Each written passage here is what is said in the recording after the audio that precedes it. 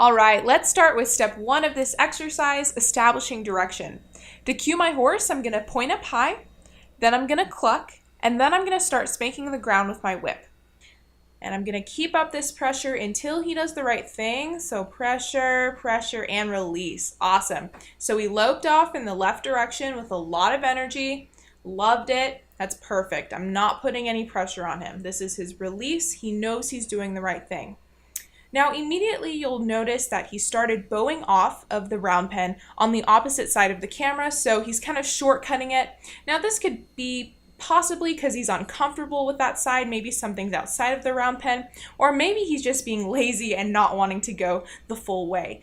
Either way, we're going to make the right thing easy and the wrong thing hard. So I'm pressuring him where he does feel comfortable, which is this side of the round pen as he comes along, and then I'm leaving him alone on that side. This is going to cause him to associate rest and release of pressure with that opposite or uncomfortable side of the round pen, and it's going to equalize both of those sides. The result will be a horse that's going to go all the way around the edge of the round pen with no shortcuts, just a perfect circle around. It's important to remember that whenever we direct our pressure behind his driveline, it's going to cause him to drive forward or disengage his hindquarters. Now, whenever we direct our pressure in front of his driveline, it's going to cause him to stop, slow down, or change directions.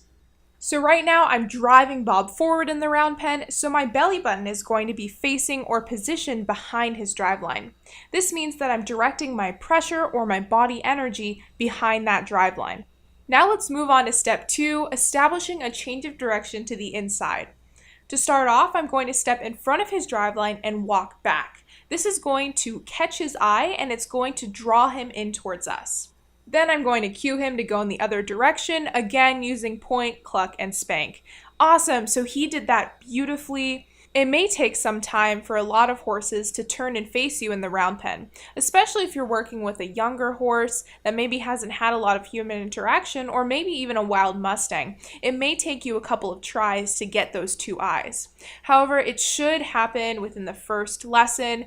You really need to get those two eyes in the first time that you do this exercise, because that is the key. If you don't have the two eyes, then you don't have the draw and you don't have the key tools to do this exercise. So if your horse doesn't get it immediately, make sure that once he turns his butt towards you or turns into the fence, that you run and cut him off and put a bunch of energy, a bunch of pressure on him, and teach him that that was the wrong answer. So you're going to make the right thing easy and the wrong thing hard again, and make the horse's idea your idea. Make him crave the right answer and make him want to find it. So just keep on trying until you get those two eyes, and then reward the horse for it. So once he does turn in and face you, just leave him alone for a little bit. Back up to the fence and just relax. Let him get his air back, let him get that release of pressure, and make him know that once he turns into you with two eyes, which is respect, once he respects you, you're going to leave him alone. That's all you're asking of him in this exercise. You just want him to respect you and follow you as a leader.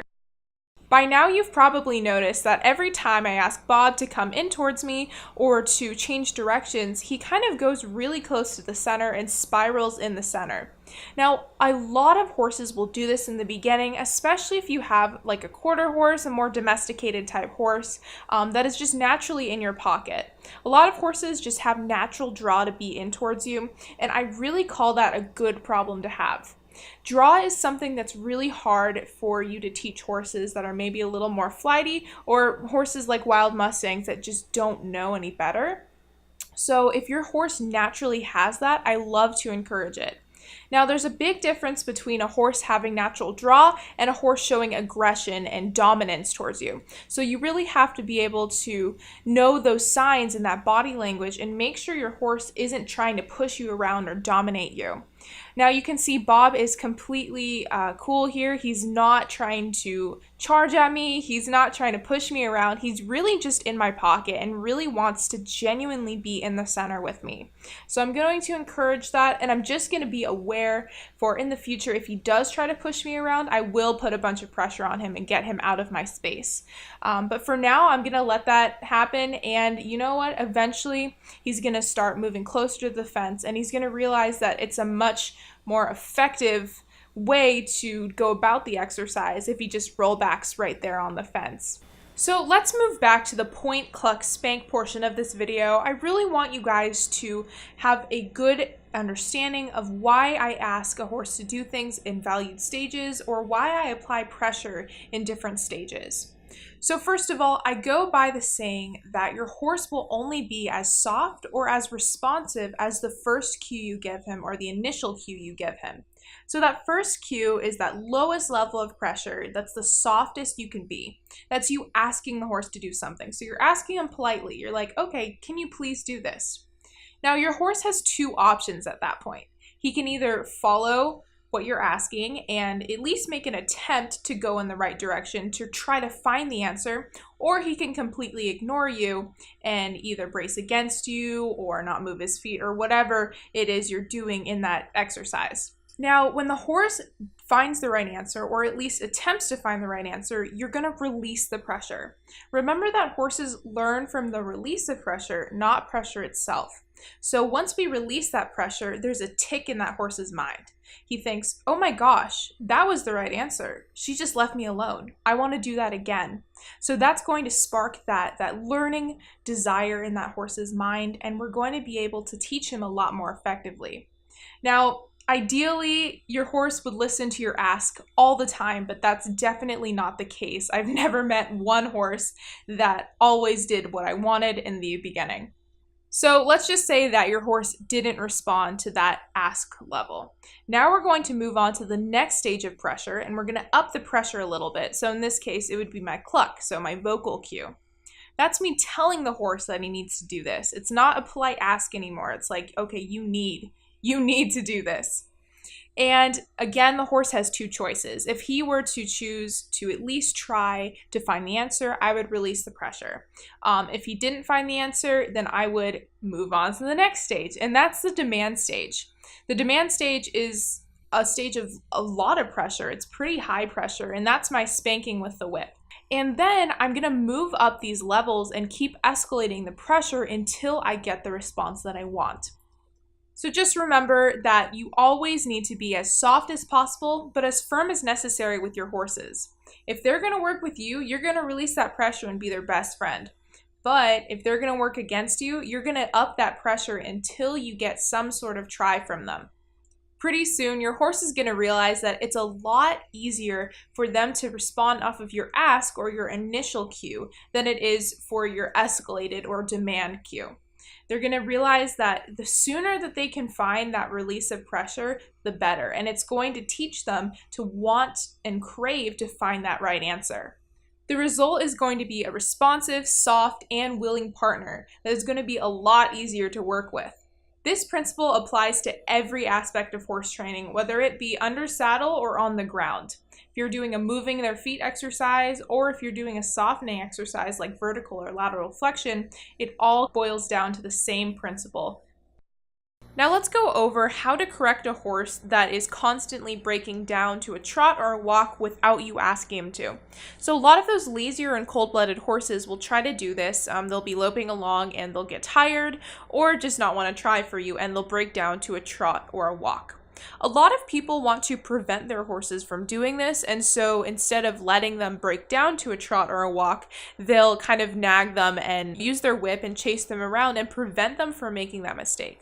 I want to do the opposite. I want my horse to commit to the mistake.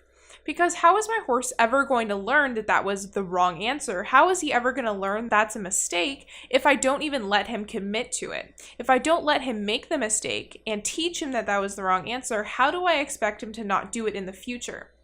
So if you keep on nagging your horses and not letting them make mistakes, you actually create a horse that has no idea he's doing anything wrong. And he'll keep that problem for the rest of his life until you fix it and teach him that that's not the right answer. Instead, I would let him make that mistake, so I would let him break down to a trot or a walk, and then I just go ahead and do my pressure stages as if I were cueing him to go from a standstill. So I would first point up high, then I might cluck, and then I would use my whip. Now the horse is soon going to realize that it's much easier to listen and just keep loping rather than to do a bunch of unnecessary upward and downward transitions along with me putting pressure on him. So he's soon going to just start loping around the round pen until I tell him to stop. Step 3 of this exercise is to establish a consistent change of direction to the inside. So I'm going to step in front of his drive line, I'm walking back, and I'm going to imagine that I'm pulling on an imaginary lead rope. So you can see my finger is pulling on that lead rope, and that's a really good visual for you guys to learn draw and what draw is. So draw is drawing that horse into you with your body language, and it's inviting his front end to come into you. Then I'm going to step on the other side of his shoulder, point, cluck, spank, ask him to move forward. And that is basically what we've been practicing this entire time. Now, consistently means that 10 times out of 10, he's going to turn into us. We need to make sure that we get 2 eyes, because 2 eyes equals respect, and 2 heels is disrespect. So we need to make sure that he has a really good foundation of that inside direction change rather than an outside direction change. Step 4 of this exercise is drawing the horse to us completely. So instead of just drawing him to get his front end facing us and then pointing him away to do a direction change, now we're going to use the draw that we've developed from that and actually apply it into a full application. So now we're going to fully draw the horse onto us, meaning we're going to ask him to either come up all the way to us in the center of the round pen, and for your more flighty horse, just letting them stand on the edge of the round pen facing us respectfully with 2 eyes. So the reason we wanted to get those direction changes really good is because we always want to set our horses up for success and give them the tools to succeed. So in this case, I wanted to get my horse a very good foundation of that draw before I asked him to apply it in an even bigger way, which is this step. Now, along with getting a consistent direction change, there are also a couple other things I want to see in my horses before I draw them into me. I want to see my horse's head tipped in towards me. I want to see his inner ear always focusing on me. I'm looking at his eye to make sure that it's dialed in on me. These are all little things that I read off of my horse's body language, and it's going to give me a really good idea if the horse is ready to draw into me or not. If your horse doesn't do all 3 of these things, then I highly suggest that you go back and do some more direction changes and really try to get your horse's focus on you. So now I'm going to step in front of his drive line and I'm just going to walk back. I'm not going to ask him to go in the other direction. I'm just going to let him face me or even come up to me and rest him there. I tried getting Bob to draw in towards me, and instead he decided to ignore me and go right back around the round pen. This is a totally normal response, especially the first couple of times you ask them to do this step. Either that or they'll try to do a direction change because they're not expecting that you're going to draw them in. Just be patient with them and keep trying. Whenever I have trouble getting a horse to draw into me, all I do is simply speed up their feet. This is creating impulsion, which is again the key to this exercise. So right now I'm speeding up Bob's feet, and then I step in front of his drive line, walk back, pulling on that imaginary lead rope and moving away from him. So I'm turning my back towards him.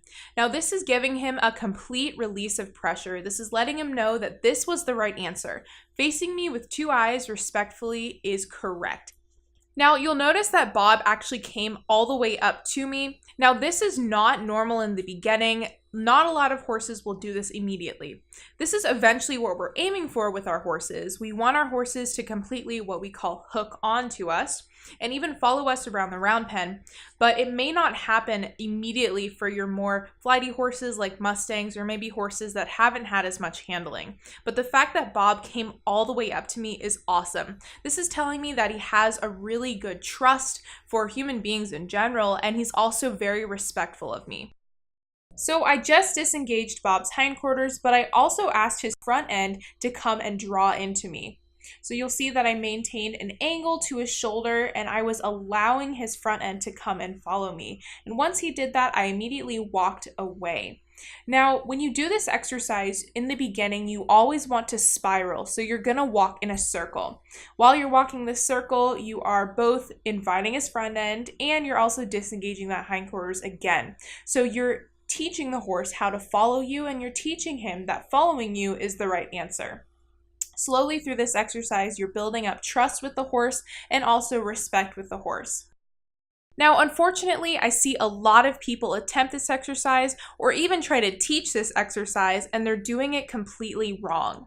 Your horse should be behind you when he follows you. He should never be up beside you. You should never be positioned behind his head or even his shoulder.